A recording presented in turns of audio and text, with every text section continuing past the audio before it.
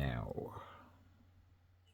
Explaining that he'd been diagnosed with normal pressure hydrocele, formerly known as the Town of Books, on account of just how many bookshops the town has, problems with hearing, vision, and balance. This might not look like it. So, Yes, thank you. It is 10 minutes past 7, and we are broadcasting to you this morning from Wales at the Hay Literature Festival, right next to Hay on Wye. up since 5 As the o'clock. Town of Books, on account of just how many bookshops the town has, estimated to be one bookshop for every 50 residents, which is a pretty joyous ratio, even in this morning's slight drizzle and wind. I like... Chronicling is not quite the right word, because I just keep much more of an audio diary of everything than a video diary. But I like to chronicle the truth. You see, there we go. I mean, that nonsense has been going on for 15 years. Hay on Wye, by 15 years ago, had more expensive new women's clothes shops than bookshops. I know, because I lived in the area and I had a bookshop there from 1997 for 5 years. Anyway, yeah, chronicling. But the effort, you can't play a film in a phone. I just can't do it. It uses too much energy. So I have to transfer everything onto those. And damn it all, my chronicle, which is woven into jobs of late. Oops. Now I have to really concentrate. So we've got this. So this is my spare camera. 20. I've got to do those ones. What the hell is that? Three bloody gigabytes. What's... You see, I forgot my old camera.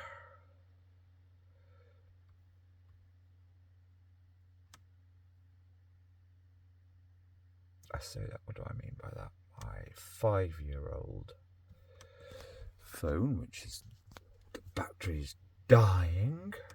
The camera's not very good quality, so I have it on a high definition setting. And it's flipping well made, something into 3 gigabytes, which I know doesn't sound very much. But when literally, so to move over 3, 4 gigabytes. Oh, there we go. But when you put, if you've got let's keep it simple. If you have 2 1 gigabyte films on your phone, it's bizarre. It's like some kind of quantum disentanglement. If you've got 3 gigabytes free on your hard drive, and you move 2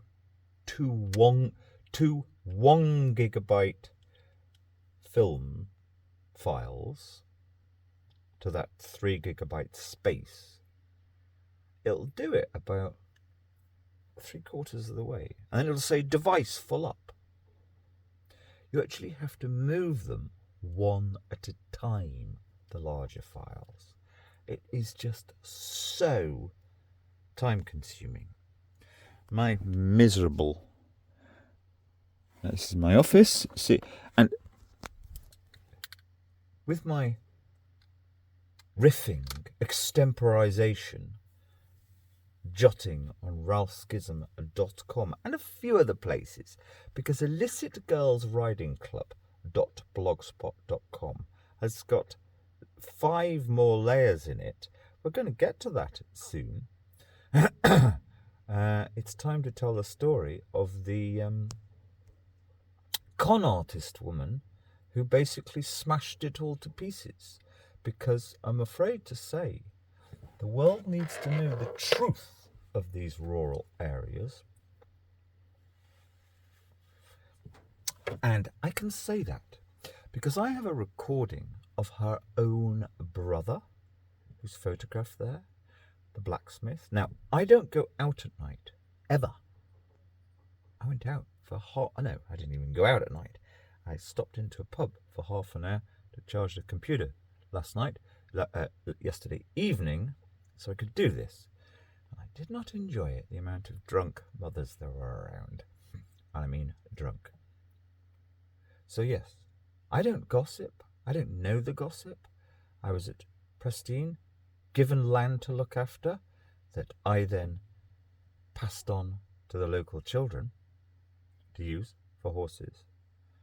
And 6 months in, the blacksmith is there, who's not talking to a woman I'd invited in to assist, but that needs explaining, because I had to have, in Britain, the centre of false allegations probably in the world. Chap can't be with young girls alone, so I arranged it so that you had the old lady to ride with them, and in case, because she was the worst hypochondriac in the world ever. Right, has that moved over? Yes, it's worked. Okay, I've got to take this out and disconnect. So, yeah, I've got my right-hand woman who never really, who didn't do mutual benefit. The point being, the whole thing was set up around first her daughter. She never paid me back in mutual benefit time. Okay, some enjoyable friendship, but that's about it. I have my right-hand woman around, a local farmer, to be witness when I'm anywhere near that horrendous old lady who was on drugs. I didn't know. But then I invited another woman I encountered who was riding in the street. Would you like to put your horse there? Was that any use to you? The deal is that you must be backup because the children, when they went riding in the hills, they needed an adult with them. If the old lady has driven herself mad or got her latest bout of ultra hypochondria, you've got to be the backup rider with the kids. I didn't know who she was. She seemed all right. Well, I kind of knew after about a month. But then her own brother comes along. He's the blacksmith. I didn't know them. I didn't know they were brother and sister. These two people are not talking. You could feel the hatred, the madness. But the blacksmith had a very good reputation, I heard from the old lady. So it's like I'm listening, and he says, "Oh, that one over there." He didn't even refer to her as his sister. Are you sure do you know about her? Yeah, even her own brother said, "She's a total nightmare. She had me kind of fooled." Why are we waffling on about her? Yeah, it's such an interesting story of the reality of the land in Britain. I have many, and there are many. Several. Will you fix my father's house? We had the first one of those 7 years ago. And they're jibbers, always. But it started with one that can be fully written up. But you see, to me, there are just kind of interesting other layers. The first one is actually, can you fix my son's house? 11 years ago, her son on drugs and her daughter, a well-known, famous newspaper heroin addict. But much more than that, there is within that a story of actual Britain now, a lady who was, I can say everything about her, because everybody, in fact, most people actually assumed worse about her. That she's dead. Debbie Cambridge. Bless her cotton socks. Poor thing. Lost to the consumerism. And it's such an interesting story because of the way, after, with my sidekick, we were there for 3 or 4 months, fixing up the gardens at the side of lovely Prestine. No, I'm joking, I'm being ironic. Full of heroin needles. I'm the one going to pick the heroin needles up. Seriously, I'm not joking. It's all filmed for protection. Anyway, fixing up gardens where the rubbish is burnt. And this woman makes out that she's the goddess of the community.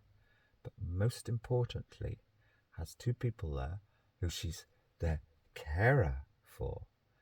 Neither of them needed caring, and she's just extorting their rent money from them and wanting to get carer's allowance for a 55-year-old man, when in actual fact I observed he could work.